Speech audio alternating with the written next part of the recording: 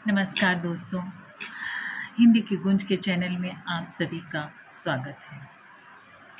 दोस्तों, ऊर्जा के विषय में हमने अपनी पिछली वीडियो में जाना कि हम सभी ऊर्जा के स्रोतों से ओतप्रोत हैं। हमारे चारों ओर ऊर्जा का भंडार है और ऊर्जा के विभिन्न स्रोत जैसे कि पंचतत्व, भूमि, जल, वायु, आकाश, अग्नि और भी विभिन्न स्रोत जैसे कि हमारे कोई आध्यात्मिक चेतना या फिर हमारा कोई ग्रंथ या फिर कोई मंत्र या हमारी ईस्ट।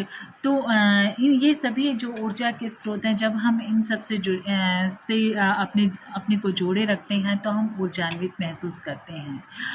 तो दोस्तों, आप सभी के मन में ये प्रश्न तो उठा ही होगा कि जब हम इन ऊर्जा के स्रोतों से ओतप्रोत हैं और हम खुद भी एक ऊर्जा का स्रोत हैं, तो हमें फिर क्यों किसी ऊर्जा के स्रोत से जुड़ना ज़रूरी होता है। तो दोस्तों, हम इस बात को इस तरीके से समझें कि जैसे कि आप सभी को पता है, इस वातावरण में जल तत्व विद्यमान है, भूमि में हर जगह जल तत्व विद्यमान है। मगर अगर हमें अपनी प्यास बुझानी हो तो हमें किसी नल या हमें किसी कुएं के पास ही जाना होगा, उससे ही जुड़ना होगा, तभी हम अपनी प्यास बुझा सकते हैं, अन्यथा नहीं। तो दोस्तों, इसी प्रकार हम सभी में मोक्ष की प्राप्ति की इच्छा, मुक्ति की प्राप्ति की इच्छा अनवरत रूप से विद्यमान है। ये दूसरी बात है कि हम जब इस भौतिक संसार में खोए रहते हैं तो हमें उस इच्छा को हम अनुभव नहीं कर पाते, उस प्यास को हमें लगता नहीं कि हम प्यासे हैं। लेकिन धीरे धीरे जब हम ये सफ़र करते हैं तो धीरे धीरे हमें उस प्यास का जीवन में किसी न किसी वक्त उस प्यास का एहसास ज़रूर होता है। तो दोस्तों, उस प्यास को बुझाने के लिए, उस प्यास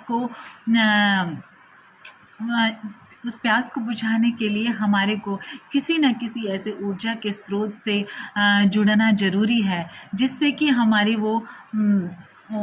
उस ये सत्य की खोज की जो हमारी प्यास है वो बुझ सके। तो दोस्तों, क्या ये संभव है? हाँ, ये ज़रूर संभव है दोस्तों, क्योंकि जैसे ही हम किसी भी ऊर्जा के स्रोत से जुड़ते हैं दोस्तों, तो हम अक्सर क्या होता है कि जैसे हमें महसूस होता है कि उस प्यास को हम महसूस करते हैं, तो हम किसी भी स्रोत से जब जुड़ते हैं तो हम उसके नाम और रूप से ही जुड़ पाते हैं, इसीलिए वो हमारा सफ़र अधूरा रह जाता है। हम उस चेतना शक्ति से नहीं जुड़ पाते जो कि वो कण कण में विद्यमान है। तो उस नाम और रूप से जब उस नाम और रूप से हटकर हम उस स्रोत के उस चेतना शक्ति से जुड़ते हैं, तो वो वही नाम और रूप हमें इस पूरे संसार में वही नज़र आने लगता है। जिस तरीके से अगर हम किसी भी अपने इष्ट से जुड़ते हैं तो हम खाली उसको मंदिरों में उसका दर्शन कर पाएंगे, हम खाली अपने घर के मंदिर में या फिर उस समय तो हम उससे जुड़ जाते हैं। लेकिन क्या हम उस नाम और रूप को इस संसार में के कण कण में उसका दर्शन कर पाते हैं? अगर हम उस कण कण में उसका दर्शन कर पाएंगे तो समझिए कि हम उसकी चेतना से जुड़ गए हैं। तो दोस्तों, कोई किसी भी रूप में आएगा, हमारे सामने कोई भी परिस्थिति आए, तो हम हमेशा उसी ही नाम और रूप, वो ही रूप हमारे सामने आएगा।